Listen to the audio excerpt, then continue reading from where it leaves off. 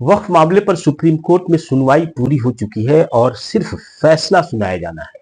लेकिन बीच बीच में कुछ ऐसी खबरें आ रही हैं जिससे पूरे देश की निगाहें सुप्रीम कोर्ट की तरफ चली जा रही है। जब ये तय है कि वक्फ एक्ट पर सुनवाई पूरी हो चुकी है, फैसला होने वाला है, तो ऐसी स्थिति में आज फिर सुप्रीम कोर्ट में इस मामले की सुनवाई क्यों हुई? आज हम पूरी तफसील से इस बात का जिक्र करेंगे और यह भी बताएंगे कि इस मामले में कोर्ट इतना सख्त है कि उसने केंद्र सरकार को नोटिस थमा दिया है। और क्या केंद्र सरकार या फिर भारतीय जनता पार्टी संघ के लोगों को इस बात का डर है कि सुप्रीम कोर्ट वक्फ अमेंडमेंट एक्ट 2025 को खारिज कर सकता है या इतना संशोधन करने के लिए फैसला सुना सकता है जिससे भारतीय जनता पार्टी की जो छुपी हुई रणनीति है वो नाकाम हो जाएगी? तो आइए आज तफसील से इस मामले में हम बातचीत करते हैं हक की बात इरशाद हक के साथ में। जैसा कि आपको पता है कि लगातार 20, 21 और 22 मई को इस मामले पर सुनवाई हुई। 3 दिनों की सुनवाई में दोनों पक्षों के वकीलों ने हर तरह की जिरह की दलीलें पेश की और अपनी अपनी बात रखी। चीफ जस्टिस BR गवई और जॉर्ज मसीह की बेंच ने इस पे कई सवाल उठाए और उन सवालों पर केंद्र को हड़काया और उसके बाद पूरी तरह से दलीलों के पेश किए जाने के बाद अदालत इस नतीजे पे पहुंची कि अब सुनवाई पूरी हो चुकी है और सुनवाई पूरी होने के बाद अदालत को इस पे फैसला सुनाना बाकी रह गया है। लेकिन इसमें तकनीकी पेच यह है कि अब गर्मियों की छुट्टी की वजह से फुल फ्लेज बेंच काम नहीं करेंगे। ऐसे में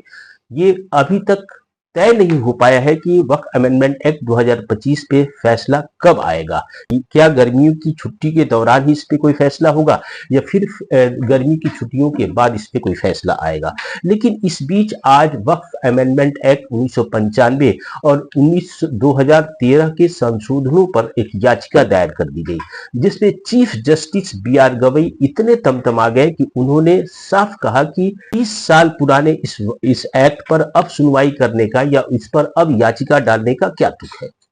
तब इसके जवाब में याचिकाकर्ता के वकील ने कहा कि हमारी याचिका 2013 के संशोधन पर है। इस पे चीफ जस्टिस ने कहा कि उसके भी कई साल हो गए हैं, कम से कम 12 साल हो गए हैं। ऐसी सूरत में इस पे हम आपकी याचिका को खारिज भी कर सकते हैं। लेकिन सुप्रीम कोर्ट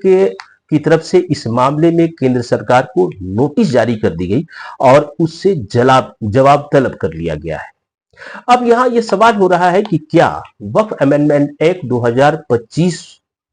जिस पे लगातार सुनवाई हुई है और सुनवाई पूरी हो चुकी है और जिस तरह से दलीलें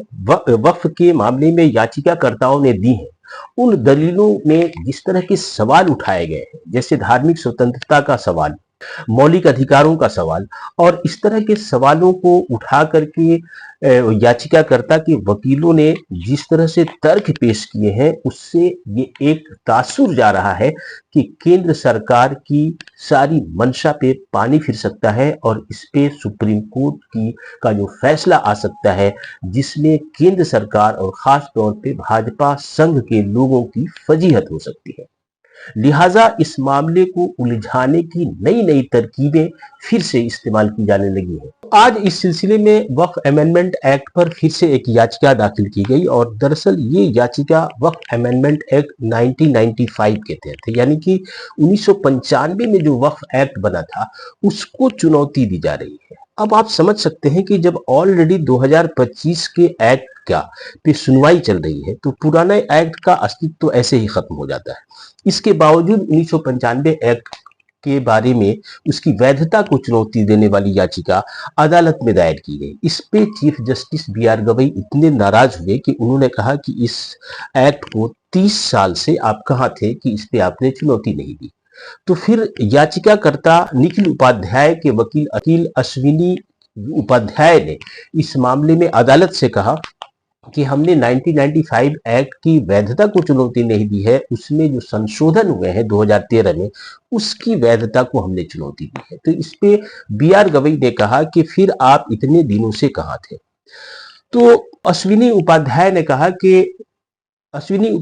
कहा कि जिस तरह से वक्फ अमेंडमेंट एक्ट 1995 बनाया गया उसमें कई तरह की खामियां हैं और कानून है वो मुसलमानों के लिए स्पेसिफिक कानून है। एक लोकतांत्रिक और धर्मनिरपेक्ष देश में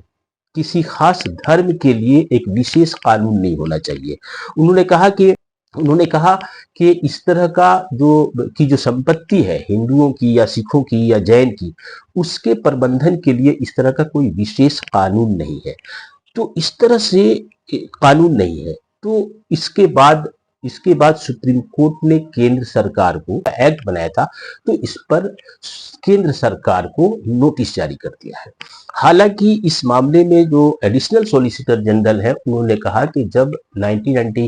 2025 के मामले पर सुनवाई चल रही है